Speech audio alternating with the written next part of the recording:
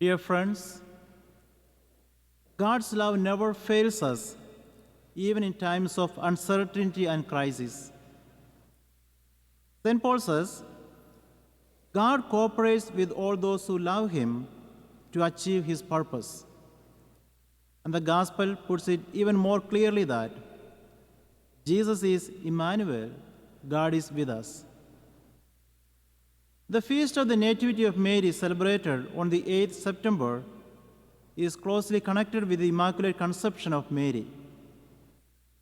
Our Lady's birthday has been described as the hope of the entire world and the dawn of salvation. That is why the liturgy of the day says, "Let us celebrate with joy the birth of the Virgin Mary, of who was born of the Son of Justice." Her birth constitutes the hope and the light of salvation for the whole world. Her image is light for the all Christian people.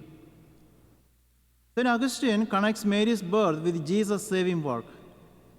He tells the earth to rejoice and shine forth in the light of her birth.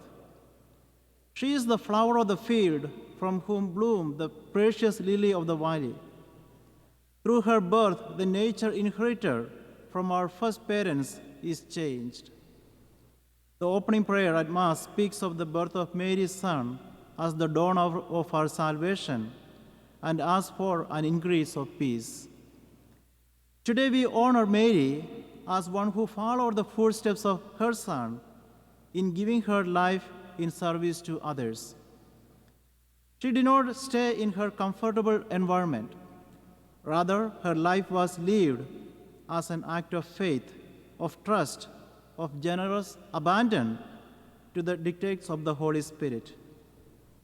It was a constant journey into the unknown, but always in obedience to the will of God. The flight into Egypt, the years of living in exile, the journey to Jerusalem, the agony of the foot of the cross. Mary knew the rough and tumble of motherhood and more. The Magnificat is Mary's song of praise of God.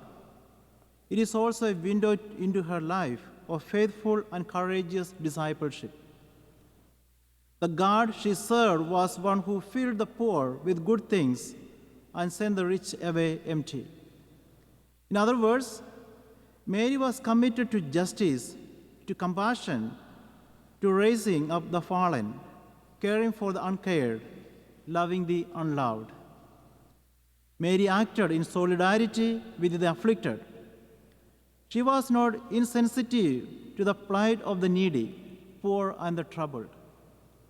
At the wedding of Cana, it was Mary who refused to be the neutral bystander. She could have chosen not to be involved, but Mary showed us an example of advocating on behalf of others. She stood up and spoke the word of hope for them. Her attitude of deep empathy and compassion was different to the fearful reaction of the disciples. We are reminded of the story of Jesus feeding the multitude in the desert. There the disciples wanted to send the people away. They acted in fear and showed lack of faith. By contrast, Mary engaged the people and pleaded with Jesus on their behalf. She acted in solidarity with the afflicted and demonstrated her tremendous faith and love. The Nativity of Mary is an event which belongs at the very heart of the history of salvation. She is the symbol of the hope and expectation of God's faithful people, and at the same time, she is the beginning of a new hope, the beginning of the dawn of that newness which her Son would bring for all creation. With Mary's birth, sorrow and darkness begin to be dispelled. Each of us come here with our hopes and aspirations, with our problems, concerns, and anxieties which troubles our hearts. As we gather to honor Mary today, we give thanks for her maternal care and protection. We ask Mary for the gift of freedom, which she would show in her willingness to accept the word of the angel.